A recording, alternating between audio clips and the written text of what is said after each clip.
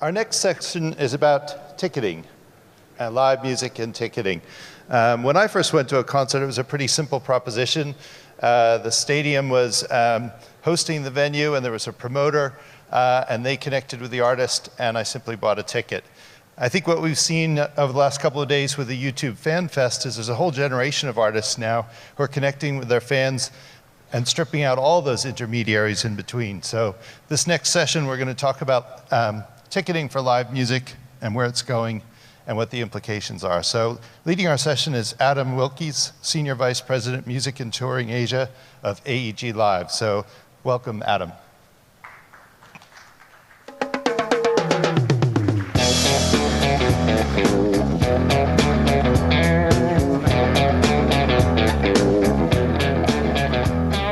Sex and drugs and rock and roll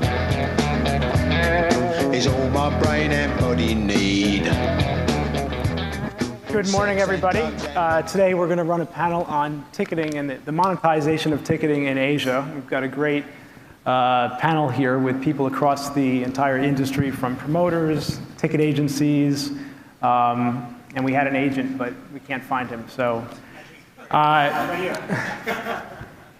Ticketfly, good. Ticketfly is another ticket agency. We also had an agent, but we can't find him, but glad to find you. So maybe we'll just start by having everybody introduce themselves. They could probably introduce themselves better than I can. So to my left, Scarlett, please. Scarlett Lee. I'm the CEO and founder of Zebra Media. We organize one of the largest music festivals in China, and also we also organize concerts. We run a local cable channel in China. I'm Tony Verb. I welcome everyone. And I'm working for Ticketflap as a representative and developer in Asia Pacific. Ticketflap is a Hong Kong-based working but startup stage ticketing platform, and we are planning to disrupt the industry in the APAC. Great. Hi, my name is Taku. I'm the CEO and co-founder of PTix. PTix is a self-service online event management ticketing platform which launched in Japan 2 years ago. And we've supported over close to 10,000 events so far in Japan. Hi, Chris Maxey. I head up music partnerships for YouTube, a little website out there that does a lot of music streaming. Dan Teree, President and COO and co-founder of Ticketfly in the US and Canada. We're about 1,000 clients now, and we'll sell about 7 million tickets this year in North America. Great to be here, and sorry for the late arrival. Great, no, I'm glad you've joined. And actually, we're going to start today with a question to you, a bit of a broad question to start the panel, but how is technology changing the relationship between the promoter, the ticket service, and the fan? Well, it's great. I'd probably actually add the artist and the promoter to that, the artist and the agent and manager to that list. I think technology is laying the groundwork for a lot of those folks to coordinate activities easier and more seamlessly than ever. Just the sharing of data, we're still early stages where the promoter is still working generally by his or herself, but the groundwork is laid to draw the artist persona, whether it be their Facebook presence or their Twitter presence, into the promotion of live events. And I think the opportunity to share data and work together through technology is we're still in the first quarter, but I think the groundwork is laid to work together a lot closer. Okay.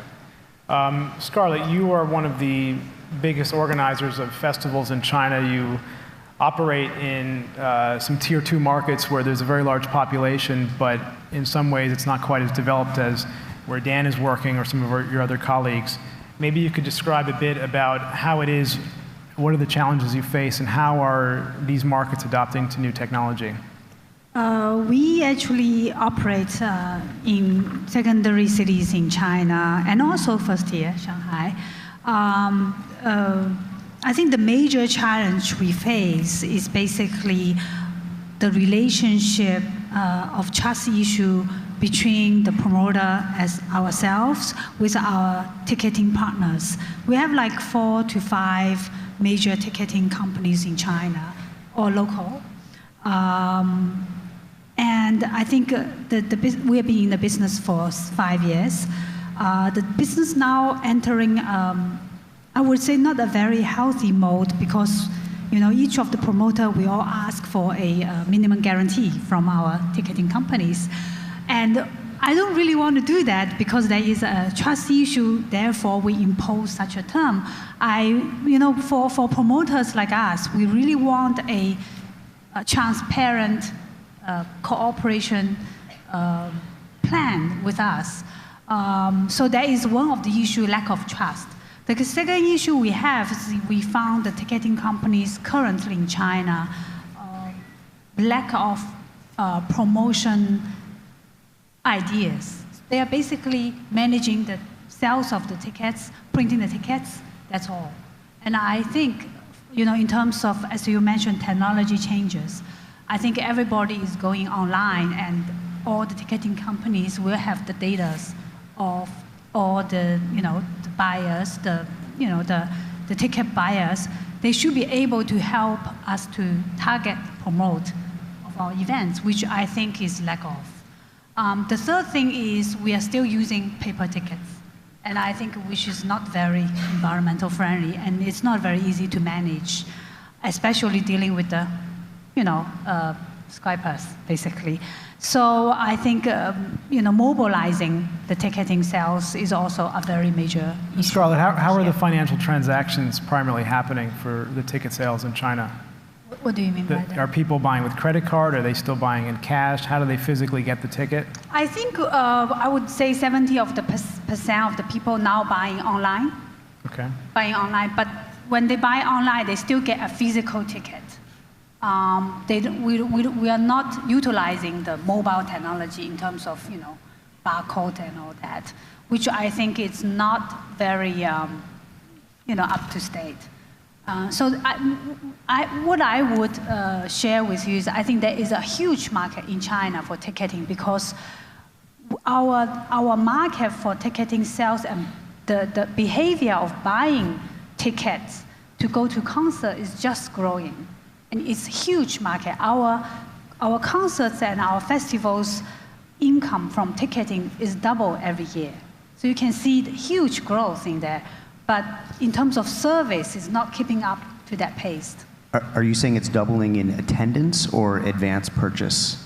Yes, there are a lot of advance purchase. For festival, it's different because we don't have seating arrangement, so there are more, I would say 50% they buy at the venue. But for the concerts, which Adam from AEG should be more clear about that, I think a lot of people buy in advance. Yeah, it's definitely becoming an earlier buying market, but traditionally had been a late buying market for a number of reasons. Tony, how is ticket agencies with new technology, how are you providing access to data and what services are offered and shared with the promoter and with the artist? Well, first of all, let me address a few points that actually Scarlett just mentioned because those are the most valid points and the most important points in our business. And I do believe that developing just another ticketing platform right now, from a business point of view and also from a service point of view, doesn't make too much sense anymore. Ticketing agencies and ticketing platforms like ours have to look at how we can help and support promoters. And obviously, I do believe that it's a database game in the end.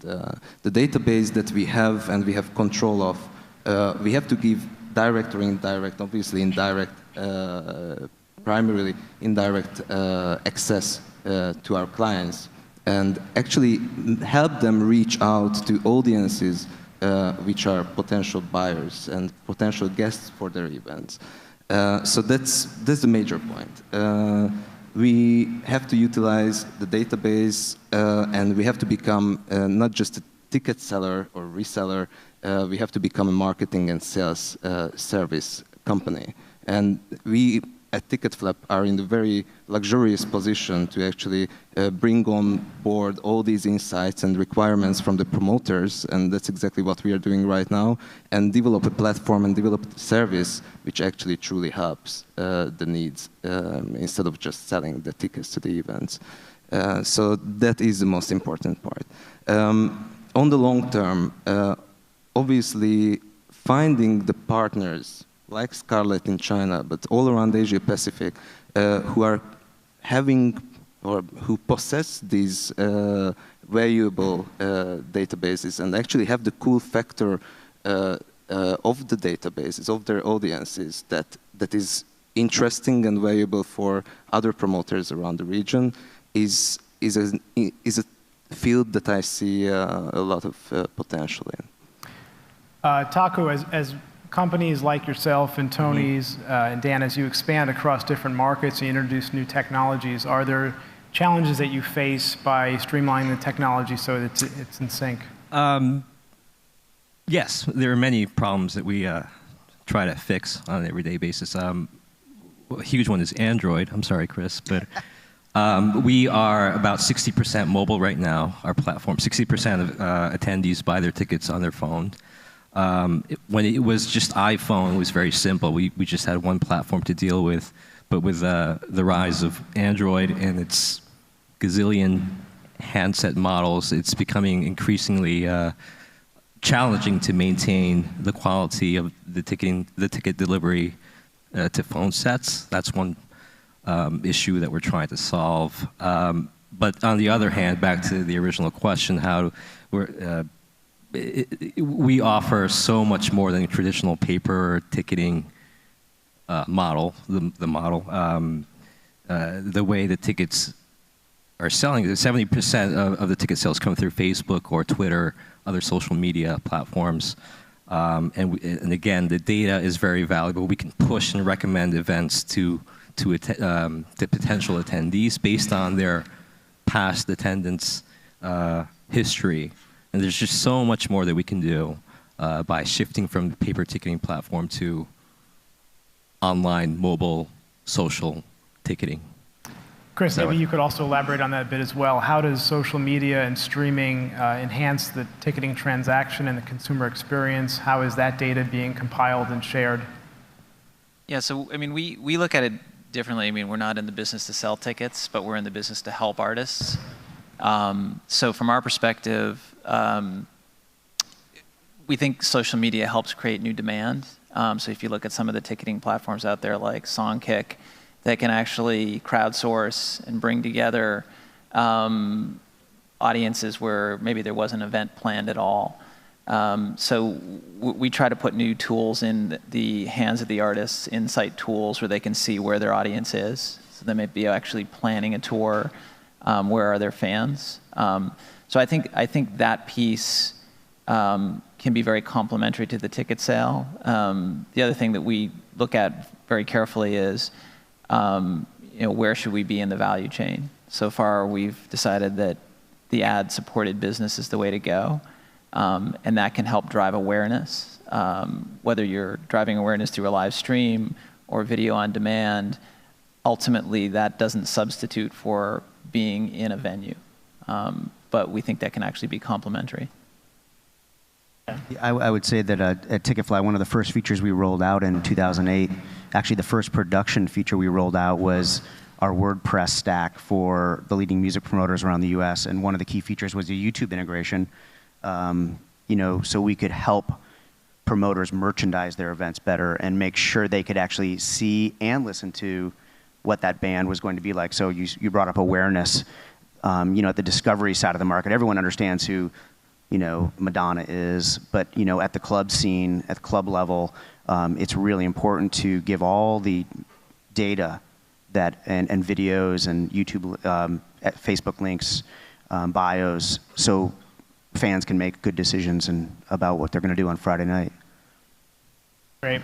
What kind of options are available then with bundling, with merchandise and digital downloads or other ancillary products as well as VIP packaging? Is that for me? That's for you, yeah. That's for me. Well, we talk a lot about this at Ticketfly. Right now we're in kind of hyper growth mode, and we're going to be rolling out late in the year kind of our first rev of more sophisticated packages. So you could sell, even possibly give away things, like give away free MP3s, or try to upsell things as mundane as ticket insurance or as exciting as, hey, you bought the regular ticket, but would you like to upgrade to a VIP package? So more suggestive selling and more optimization of the purchase path, which has been woefully poor in the ticketing space in the United States. So I think there's a lot to be had with packages and selling more stuff, but also just really refining the purchase process and not using big data, but maybe using medium data to help optimize that purchase path so the artist is benefited, the consumer's benefited, the promoter's benefited. So. And Tony, has that started to catch on yet in Asia? Has that started to catch on yet in Asia? Where we are definitely planning to help mostly promoters and big festivals, big live events to sell VIP packages and basically use a ticket for more than just entrance, right? Our really big benefit that the founders mysteriously are founders of one of the biggest festivals right now in Hong Kong, and we have a fantastic playground for experimenting with such package selling, and basically use a ticket as a survival kit in a festival from arrival to departure and full consumption, and it ties in with data basically. So with one ticket, with one gadget actually, you should be able to enjoy a live experience from the purchase to the very end of it. So we are. And is this done with a hard ticket, with an RFID ticket, or and what kind of technology is implemented to do this? Well, most easily it's RFID. I mean, it's not that easy, but it's quite straightforward. But I believe that whatever format the ticket has, and as long as the technology is there to identify that special and identification, it can work. It can be a barcode, it can be an RFID card, it can be a mobile phone number, basically anything which is secure and safe enough for the promoter and for all the parties involved to actually use that piece of anything. That's where we are. There's just so much more that you can do. For us, most of our organizers will implement a simple questionnaire or registration form and gather data from the attendees, the data that they want, that they can, then they dump that into Salesforce or something and use that data for their next event. Many of our event organizers also offer some sort of digital content that the attendees can receive when they go to the event. They're also not only organized, but we're starting to work on getting corporate sponsors to hook into the event. So the other day we had a big 30,000 person music festival in Osaka on PTX on our platform, and we had HMV offer a $5 coupon that the attendees can go to the local HMV right after the festival, and we share that revenue with the event organizer. So there's just so many things you can do once you sort of digitize and mobilize the event experience. One thing we work very closely, and hopefully in the future we'll work more closely with the ticketing companies. We book more than 100 acts over one of our festival. And over the one year, we have 4 to 5 festivals. And this booking decision is very important for us. So we work closely with the social network, the YouTube, the like in China, Youku and Tudou. But also we work very closely with the ticketing companies. They give us advice on who to book. So I don't think now is a very accurate way of doing it, but I think with the accumulation of database, I think the ticketing companies can contribute a lot to our booking decisions. Scarlett, I would, that's a very exciting thing that you touch upon, because heretofore, ticketing companies really get involved after the promoter has made their investment decision. And we say, okay, great. You take all the risk, and we'll do the transactions, and we'll let you know how you do. Of course, we're getting involved with marketing and connecting the ticketing platform with Facebook and Twitter and all that. But what's really exciting is helping you make better investment decisions to say, in the U.S. context. And by the way, this is my first time to this event. I'm very happy and learning a lot. So if I a lot of my learnings are from North American learnings, and we do a lot of work with the best clubs in America. So we work with clients that sell 250 shows a night, so a lot of repeat customers. But one thing that we're trying to do is help our clients through the use of blinded data from around North America to know, well, how much alcohol does that band sell? Are they a party band, or is it all a bunch of like indie kids that they drink one drink and so we can know exactly what the per caps are. Who gets access to this data, and how is that distributed? Well, it's very sensitive, right? I mean, Sure. because we are at Ticketfly, we're an honest broker. It's one of our key strengths of our business is that we don't compete against our clients, and we enable all. So we have a very large artist database of about 200,000 artists with all of their metadata, their YouTube, their bios, and we're going to soon append those artist profiles with per cap data that will be served up to our clients as a benefit for being on our platform and being part of the community. So everyone contributes per cap food and beverage data, and then they receive it in a blinded way. We're not going to give specific ticket counts or specific per caps, but what we can do is we can say we have 20 data points here, 20 events, and the average per cap is $14.50. So that will help our promoters make better investment decisions at the beginning of the cycle. It's one of the very exciting things that we're working on. So We're being told to wrap up here soon, so I want to open the floor to any questions. Anybody have any questions for the panel?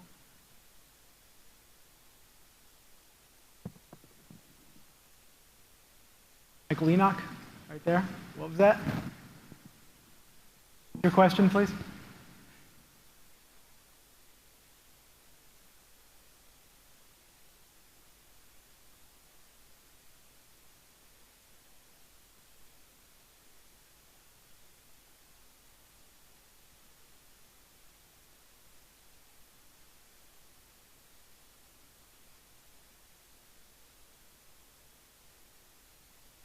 Definitely. I think Adam could I add. guess I'm being asked to ask the question again with the microphone. So in a Western model, the consumer is paying a service charge to buy the ticket, and in Asia, that model is not there. So I'm wondering if you see that changing anytime. I think it would definitely, I mean, first of all, I don't think this market, the ticketing market, is a restricted zone for China. So I think it is open for the foreign or international players in the market. So we don't have a regulatory issue here. The second thing is I see a huge demand in ticketing services, especially services. Currently, what we mentioned just now, I think there's many major services not there. That's why I say it's a very preliminary, and at the moment it's not a very healthy environment because the ticketing companies need a lot of money to be able to start a business, basically, because we are asking for a minimum guarantee or advances. So you need a lot of cash. But I think with new companies and new players entering the market, offering a better service and transparent, we can build a business together with the promoters. So I definitely see that opportunity in China. Tony and Taku, you guys are operating in the Hong Kong market. What is the service charge structure for that market? Are you in the Hong Kong market? I'm sorry, Japan. I'm sorry, Japan market and Hong Kong market. Yeah. He's So coming into Hong Kong. We will. Soon, so. No. I'm afraid already. That's okay. So let me answer this first. Sure. Yeah. I do want to believe that in the end, and Taku won't agree with me because his business model is driven from the inside that the fee is an important factor. Obviously, it's an important factor for the promoters and for the customers as well. But I do believe that there's a certain level of service charge which is incredibly easy to identify as a global standard. Taku is challenging it, but there's a global standard of ticketing fee, and if you don't hit it, then you can easily operate as long as you provide value and the proposition that others don't. And as I talked about it earlier, there are so many ways, and actually what you've been talking about, supporting the promoters from an investment perspective, through booking, through advertising and promotion, to sales. There are so many ways to support the promoters and basically indirectly artists. Taku, how does your model differ from that? So what we do, back in February, we lowered our ticketing fees to 2.9%. And then guess what? We pay 2.9% to the payment processor. So we're making zero. So that's on the gross ticket price, and the consumer pays that. Right, and we don't take any additional fees from the ticket buyer. In Japan, if you buy, just like in the US, I think, but if you buy a $40 ticket, somehow it ends up being $52 in the end. We hate that model. So we charge nothing to the consumer. Going back to my first point, but we feel like there's so much more opportunity in other ways to make money through the event. Getting sponsors on board, that's one thing. In Ticketfly's example, there's a lot of things you can do to help the organizer make better decisions and whatnot. So there's other roads where you can make money, and I think we just feel that ticketing is just going to become a commodity, and so it made sense for us to really abandon making a profit there in the ticketing itself. So here's my lament. You know, in the States, we typically work on an exclusive basis. So we're in a position where you have to come to Ticketfly or our platform to buy tickets to that venue or that event. That gives us the ability to pass on, to set prices a little bit better and to make enough margin. We don't make a lot of margin for us. It's usually about $2 a ticket after we get done paying credit card and getting done paying the promoter.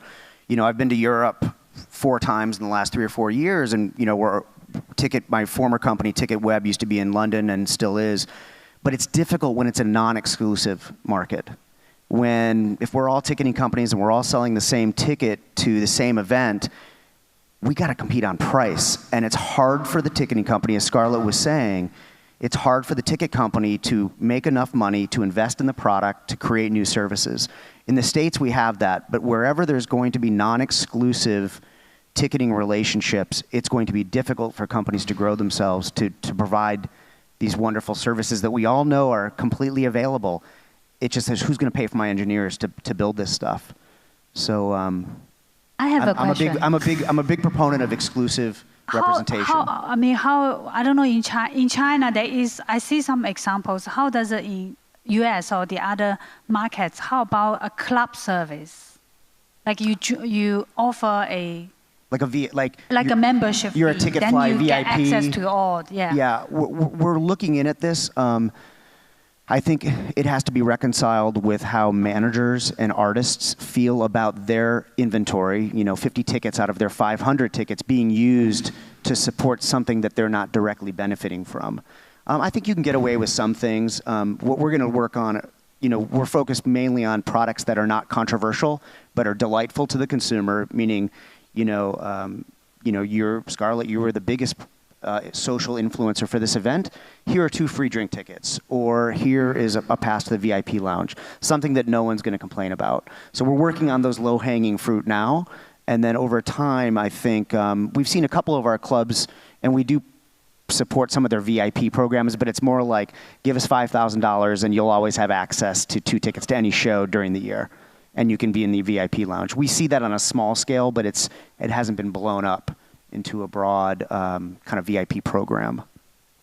But Scarlett, to answer also your question, I do believe that if we consider our platforms not as a ticketing platform, but also as a gateway to a certain type of events, which can be identified very easily, then these brands that we are managing can become lifestyle brands and entertainment brands in the end, and then the club model can be easily established. You just, again, have to establish, or we have to establish the right partnerships, and as you said very well, avoid controversies.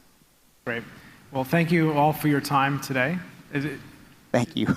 Thank you we're glad we found you. Thank you, everybody. Thank you.